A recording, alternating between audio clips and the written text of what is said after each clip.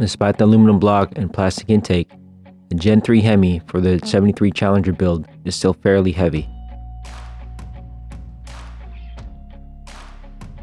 It's still a good idea to remove as much weight as possible, as it's really difficult to do so on the front end. Unless you're in Alaska or in the Arctic, one doesn't need heater hose tubes for racing applications.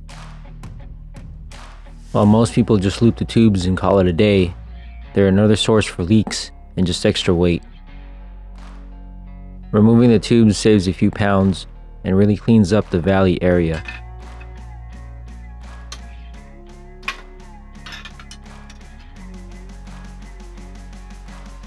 With all this extra space, you now have room to add something more useful, such as a nitrous setup. The only issue is the holes that are left behind by the heater hose tubes that need to be plugged up. Ideally, the best way to get rid of the holes is to use aluminum plugs and weld them in. We use these round aluminum plugs and just drop them into the water pump and timing cover. There is a requirement when using these aluminum plugs.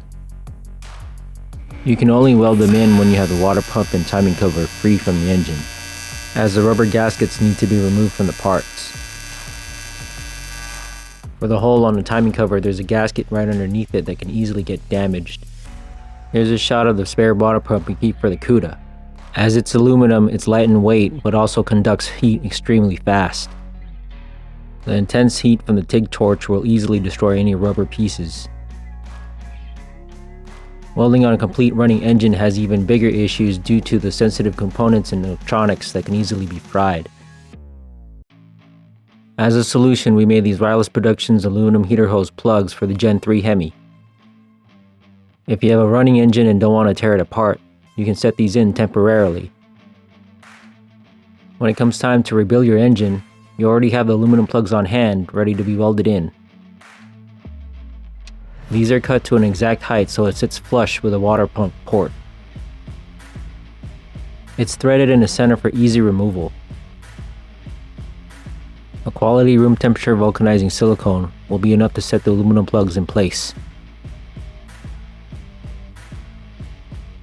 The timing cover plug is the same height but has a ridge to prevent it from dropping through. If you do manage to push the plug inside the timing cover, no worries, just pop the thermostat. We cut each of these 6061 aluminum plugs by hand on our fancy cold saw. There's 3 reasons why we use a cold saw to cut these pieces.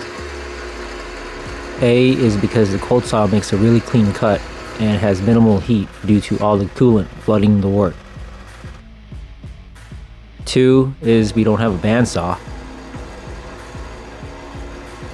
And D, it's much better than our hacksaw.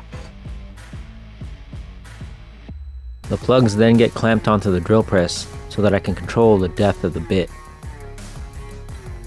This procedure would have been a pain in the ass to do on a bench vise with a hand drill, so I'm grateful for precision tools. It's so satisfying seeing the chips sprout up from the work, mesmerizing almost. The holes then get tapped by an 8mm by 1.25mm thread pitch. A number of the bolts are this thread pitch on the Gen 3 Hemi, so I kept it the same for consistency. The aluminum is soft enough that it's not too bad to do by hand. To top it off is the included corresponding flange bolt. Here's a detailed close-up of the aluminum plug. It's a simple yet effective design. Remember, the whole point of the plug is that it will eventually get welded into the water pump and a timing cover. That's why there's no need to cut grooves into the plug for O-rings, nor to cut threads into the ports for pipe plugs from the hardware store. If you look closely, you can see the ridge that's left behind during the cutting process to prevent the plug from falling through.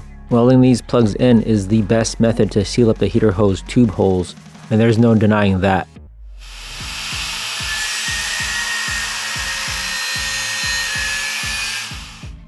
I had some scrap metal lying around, so I decided to make a couple of brackets for the aluminum plugs.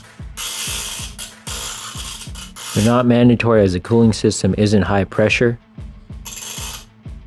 and the brackets are just there to control the fore and aft movement.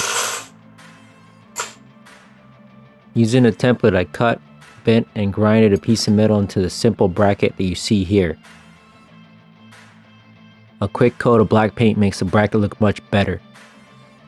The bracket on the left is made to hold the plug onto the water pump. The left and center brackets are for the Cuda, while the bracket on the right is for the Challenger. Here's how the bracket and aluminum plug looks bolted together on top of the water pump.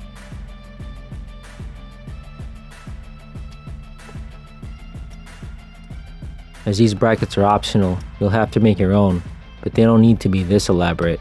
A simple tab will do. This is how the bracket for the timing cover looks. I used one of the small head bolts to fixture it. With a silicone and bracket holding the plug in place, there's no way that's going to leak. With both heater hose tubes gone, the engine looks so much cleaner.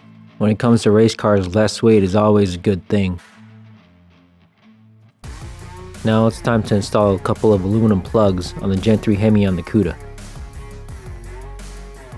I used my mechanic's 2x4 to get some leverage and wedge the intake up for some extra room. You will spill coolant, but use a drip tray to minimize any mess. If anybody needs a couple of heater hose tubes, let us know, as this pair needs to find a good home. There are two bolts that hold the heater hose in place that has studs that we don't use. As the engine and firewall is really cramped, it's tricky to tighten them down. So now would be the opportune time to cut the studs off. The RTV silicone that we use is Permatex Ultra Gray. It's OEM certified and is great at sealing things. A tip is to coat the plug only halfway with silicone. That way their excess doesn't go into the coolant. I took my time installing the aluminum plugs and bolting the intake back onto the Cuda. A dab of blue Loctite prevents the bolts from backing out. It's moments such as these that I ponder if I made the right decisions in my life. I should have just bought a real race car instead of building my own. Oh well. Look ma, no leaks. Along with the set-in aluminum plugs, we have the shorter versions that get welded in if you have your engine still apart. Both versions are available on our website. While they're easy enough to make on your own, you can support our channel by buying a pair from us. While there are other ways to get rid of the heater hose tubes, ours is just another way to skin a cat. It's never been a bad thing to have many options. That's it from us. We're Rylispro Productions. Catch you guys later.